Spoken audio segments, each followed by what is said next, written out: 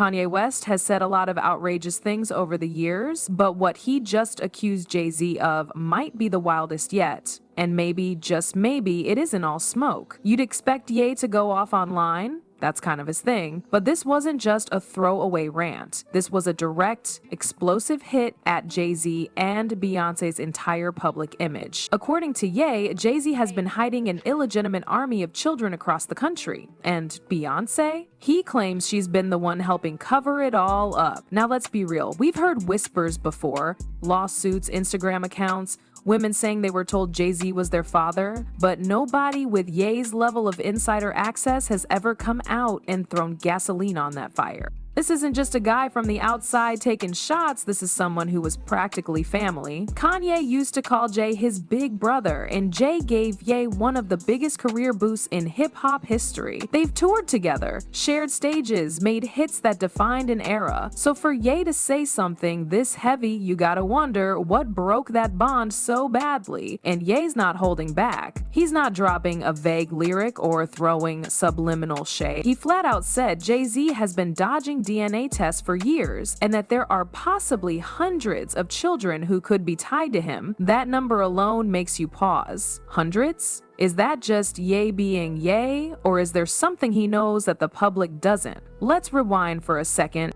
There's a woman named Letitia from Maryland who's been posting on Instagram for years under the name Jay's First Daughter. She says her mom told her that Jay-Z is her father and that even her own sister backs her story. Then there's Ramir Satterthwaite, who's been trying to get Jay-Z into court for a paternity test for over a decade. His case has bounced around state and federal courts, but Jay's lawyers keep getting it tossed on technicality. No DNA test has ever happened. That's not a coincidence. And Ye's bringing all of it back into the spotlight at a time when Jay-Z's name is already floating near some serious drama thanks to the fallout circling around Diddy. It's not just about paternity drama though. Kanye's painting a picture where this entire Carter empire, Jay and Beyonce's public perfection, is a curated illusion. He claims Beyonce has been manipulating the media for years to make him look unstable and untrustworthy. That every time he went off online, she was behind the scenes pulling levers to label him as the crazy one. And if that's true, then Ye's meltdowns might not have been just emotional outbursts, they could have been warning shots. And the media?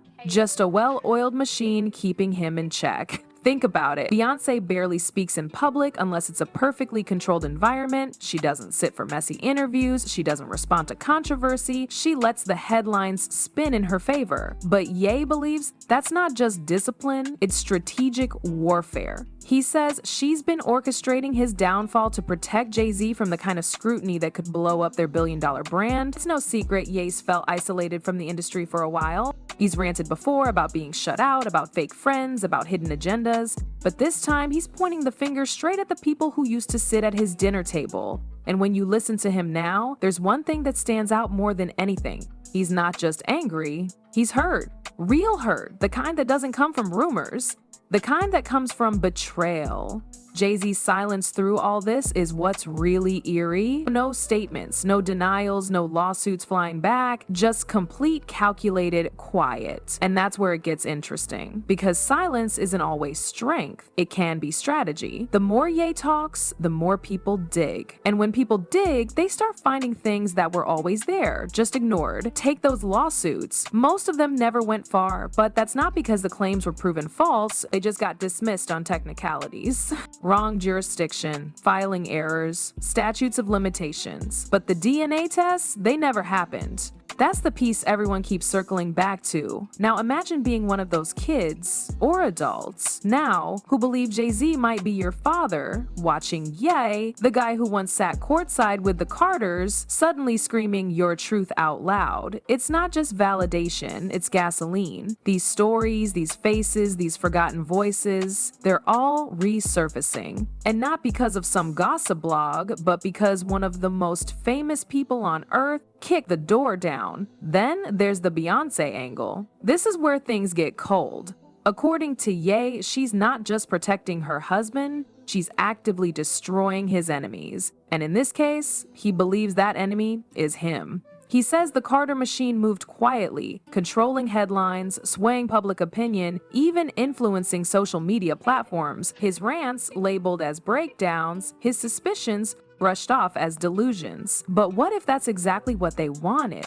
If Ye really does know things the Carters want buried, then discrediting him publicly is the safest move they could make. And let's not act like Beyonce hasn't been ruthless in her image control. She's the queen of silence, of curated perfection. She doesn't stumble into interviews or make off-the-cuff remarks. Every move is rehearsed, every appearance tailored. Her perfection is her armor, and Ye claims that same armor has been used like a blade, subtle, sharp, and efficient. His theory is brutal. Beyonce didn't just protect her husband, she played chess with his enemies, and he was the first pawn to fall. Add to that the deeper Hollywood connection, Ye has hinted that Jay-Z is part of a much larger machine. He doesn't just control music, he's in rooms that shape culture, politics, and power. The same rooms, Ye claims that silenced others before him. He brought up names like LeBron, Shaq, Barkley, said they're all under control puppets, and that includes Jay-Z.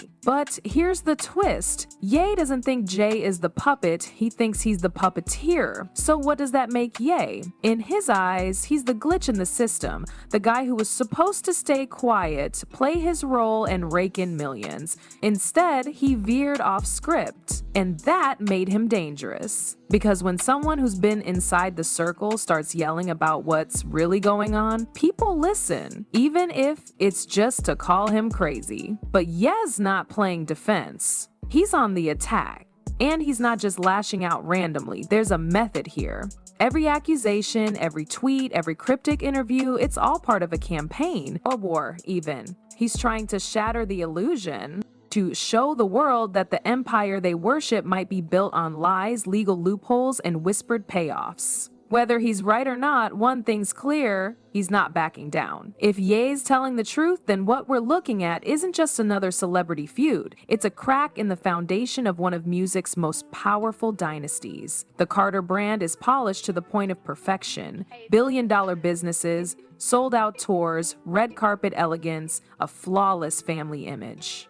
But Ye's outbursts drag something darker to the surface, a shadow empire held together by silence, loyalty, and carefully managed destruction of anyone who steps out of line. And he's not just throwing rocks at the windows, he's aiming to bring the whole house down. When Ye speaks about the Carters now, he doesn't sound like a man beefing with peers. He sounds like someone who escaped a cult. His tone isn't just bitter, it's loaded with a kind of urgency, like he's warning the public about something sinister hiding in plain sight. To him, Beyonce and Jay-Z aren't just celebrities, they're handlers, architects of a machine that spins power, money, and silence into a bulletproof legacy. The theory sounds wild on paper, but then you start looking closer. There's a pattern in every story. Women who came forward with claims only for their cases to vanish into sealed documents and court dismissals. Instagram accounts run by alleged children with eerily familiar facial features, legal teams that fight hard to block DNA tests, but never outright prove the claims false, settlements, rumors of gag orders, and strange gaps in the media coverage. Over and over again, people speak and then disappear from the conversation. One former associate claimed Jay-Z housed one of these alleged daughters in a private apartment, bills paid, but under strict conditions. No interviews, no photos, just a quiet existence fully funded but invisible. That story alone would be enough to shake the image of the proud family man he presents to the world. Multiply that by a dozen or 100 and the illusion begins to collapse. Ye's accusations hit even harder when viewed against the timing. The Diddy fallout has shaken the entertainment world, and names once thought untouchable are suddenly under scrutiny. Jay-Z's longtime association with Diddy places him close to the blast radius, and Ye, he's watching the walls close in and daring the public to connect the dots. He doesn't just want to expose secrets, he wants to trigger a reckoning, a full-blown collapse of what he sees as a fraudulent empire propped up by manipulation and fear. There's a reason he keeps deleting and reposting. There's a reason he'll say one thing on a podcast and contradict himself days later. It's not because he's unsure, it's because he knows exactly how deep this could go and how dangerous it might be if he pushes too far. Every time he opens his mouth, he's walking a tightrope between exposing the truth and painting a target on his own back. But he's clearly past the point of caring. What makes the entire thing more chilling is the way he talks about isolation. Ye says he always wanted family in the music industry, that he thought Jay-Z and Beyonce were that family. That's what makes this feel less like revenge and more like heartbreak weaponized. He isn't just taking shots to stir headlines. He's swinging because he believes they betrayed him, used him, and then tried to erase him. In his mind, they didn't just walk away. They led the charge to silence him when he got too close to the truth. So now, Ye's done playing nice. He's ready to burn the castle down. And whether you think he's delusional or dead on, the fire he's lit is spreading. The only question left is, what happens if even a fraction of what he's saying turns out to be true?